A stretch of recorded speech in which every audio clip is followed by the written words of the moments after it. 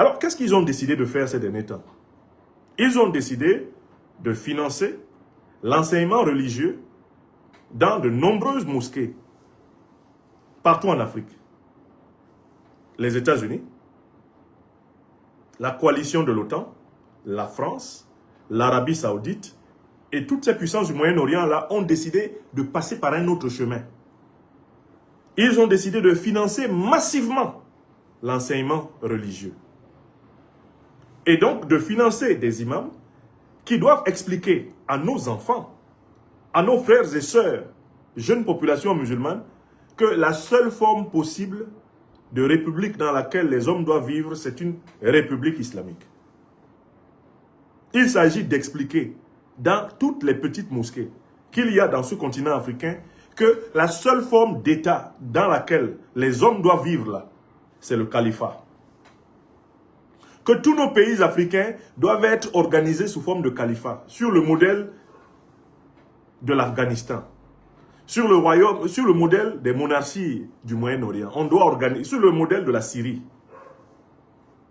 On s'est mis à enseigner cela à l'intérieur des écoles de formation religieuse. On s'est mis à enseigner à nos jeunes, à nos enfants qui pratiquent la belle religion musulmane, qu'ils doivent s'engager à obtenir que leur pays, tous les pays africains, soient transformés en un califat. Et ça, ce n'est pas le plan des musulmans africains. Ce ne sont pas les musulmans africains qui ont théorisé cela. Cela a été théorisé à Washington, à Bruxelles, à Paris. Cela a été théorisé à Jérusalem. Cela a été théorisé en Arabie Saoudite, au Qatar. Il faut financer des milliers, des dizaines de milliers, voire des centaines de milliers d'imams qui vont expliquer aux jeunes qu'ils doivent se battre pour instaurer l'empire de l'islam en Afrique. Que tout pays africain qui s'appelle République, on doit changer le nom de ce pays pour que ce pays devienne califat, que ce pays devienne émirat. Est-ce que vous comprenez? Est-ce que vous comprenez? Alors, pourquoi enseigne-t-on cela à nos enfants? Pourquoi enseigne-t-on cela à nos jeunes? Parce qu'on veut leur permettre de continuer à servir de chair à canon pour les groupes terroristes qui sont là, afin de maintenir l'Afrique à feu et à sang, pour que l'Amérique continue à voler. L'Europe continue à voler. La France continue à voler. Les monarchies du Moyen-Orient continuent à voler. C'est ça l'objectif. Il y a donc ce qu'on appelle un objectif de façade. On endoctrine les jeunes générations en leur disant « Vous devez vous battre pour instaurer le califat. Vous devez vous battre pour instaurer des émirats. Tout le Mali ne doit être que des califats. Tout le Niger ne doit être que des califats et des émirats. Tout le Burkina Faso ne doit être que des califats et des émirats. Tout le Nigeria doit être comme ça. Tout le Bénin, tout le Togo, toute la Côte d'Ivoire, tout le Cameroun, tout le Tchad. Voilà ce qu'on explique. Voilà ce qu'on a payé des gens pour l'expliquer.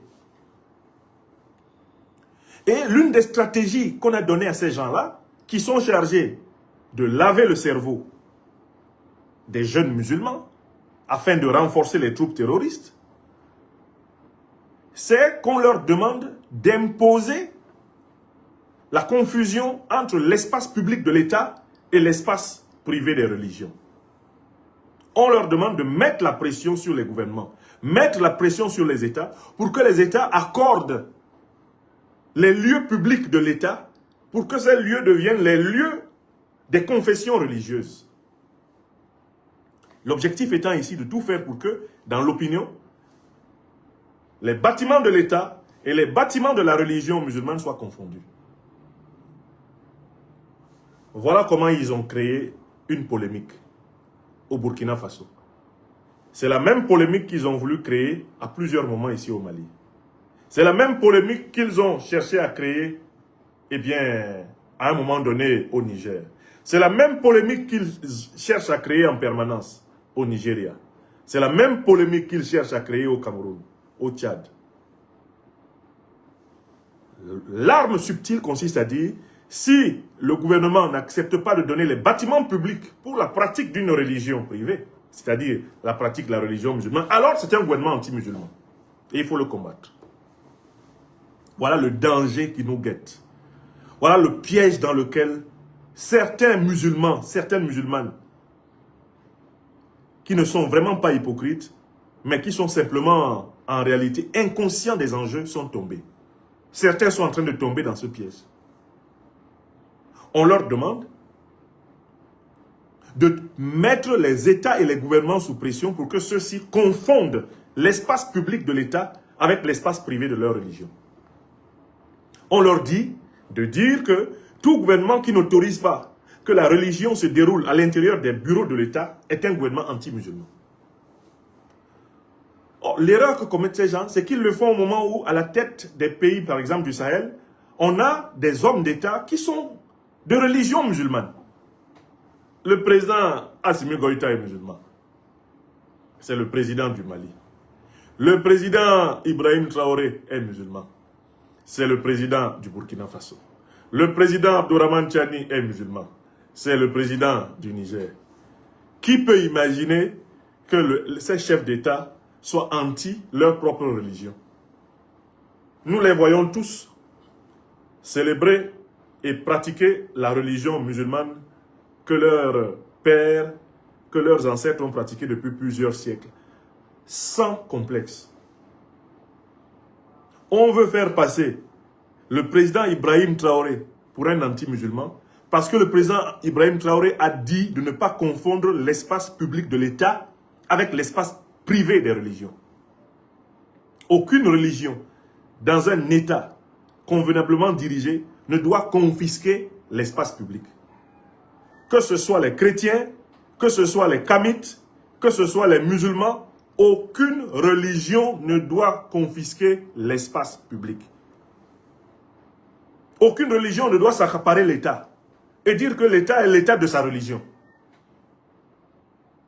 Ça, c'est la position des dirigeants sahéliens. Et ce n'est pas une position anti-religieuse. Ce n'est pas une position anti-musulmane. Mais la propagande d'Al-Qaïda, la propagande de l'État islamique, la propagande de la junte terroriste et néocolonialiste française, la propagande des juntes terroristes et néocolonialistes du Moyen-Orient, la propagande de la junte impérialiste, terroriste, néocolonialiste américaine, essaye de présenter maintenant les dirigeants sahéliens comme des ennemis de l'islam.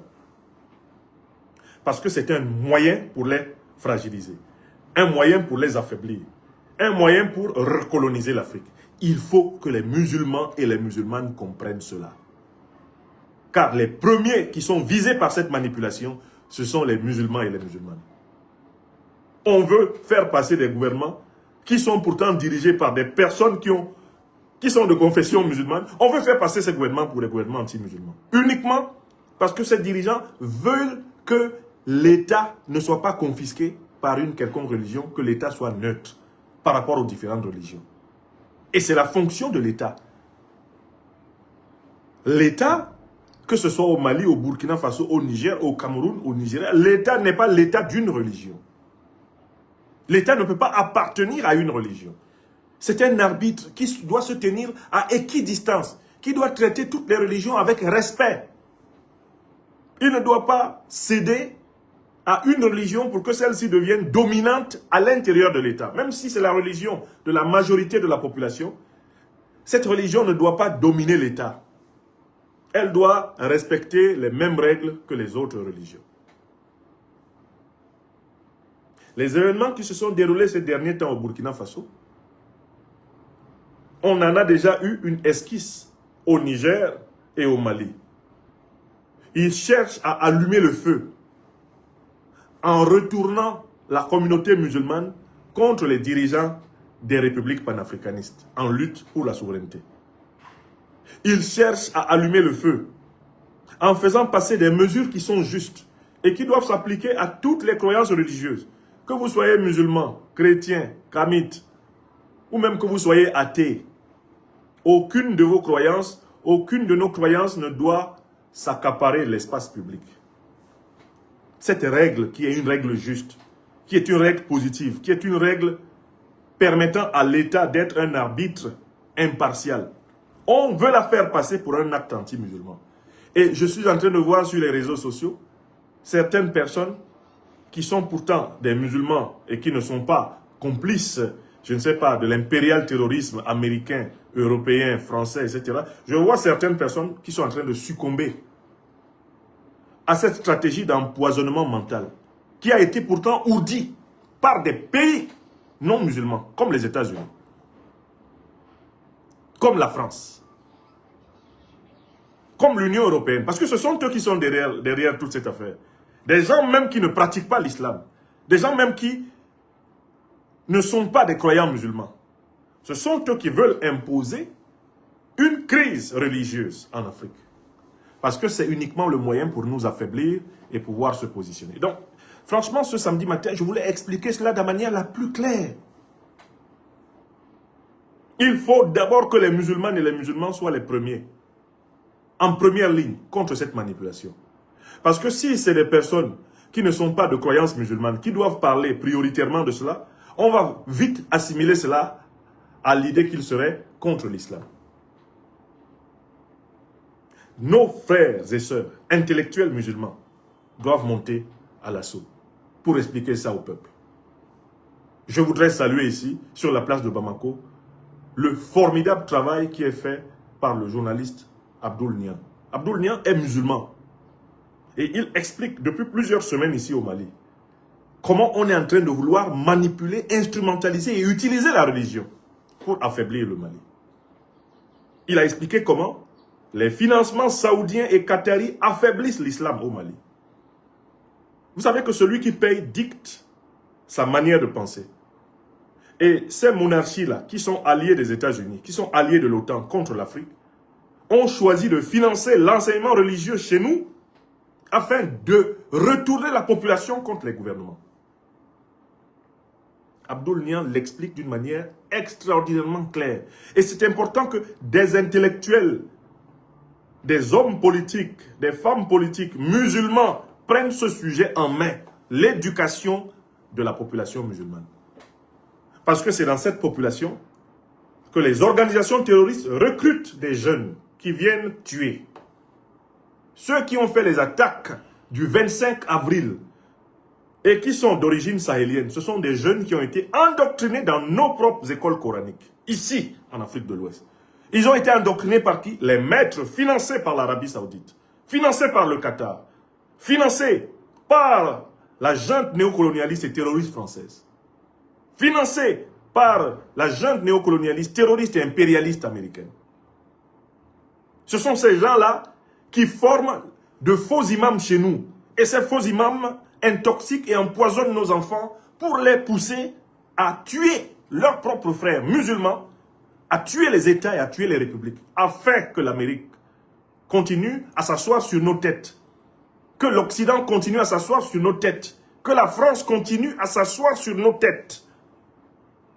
Et je vois ce qui, moi, me fait de la peine, c'est quand je vois des personnes que je connais, des personnalités que je connais qui ont une voix qui peut porter et qui se laissent tenter par ce discours. Oh, Ibrahim Traoré, il a commis une très grosse erreur. Il ne fallait pas qu'il s'attaque aux musulmans. Où est-ce que Ibrahim Traoré s'est attaqué aux musulmans? Où le président Ibrahim Traoré s'est-il attaqué aux musulmans? Quelle honte de la part de ceux qui le disent. Le président Ibrahim Traoré s'attaque à l'impérial terrorisme et à l'instrumentalisation de la religion par l'impérial terrorisme. Voilà ce qu'il fait. Le président Assimi Goïta est musulman. Il ne s'attaque pas aux musulmans. Il est obligé de combattre ceux qui, en récupérant les écoles coraniques, sont en train d'endoctriner les enfants pour que les enfants fassent la guerre contre leur propre pays. Que les enfants viennent tuer leur propre ministre d'État, ministre de la Défense, qui les défend. Ça a été préparé dans certaines écoles coraniques. Et c'est cela que les gouvernements sont en train de combattre. Car il est nécessaire qu'on mette en place un encadrement de l'enseignement religieux. Que ce soit côté chrétien, côté traditionnaliste ou côté musulman, l'État doit mettre les yeux dedans. Qu'est-ce qu'on met dans la tête de nos enfants?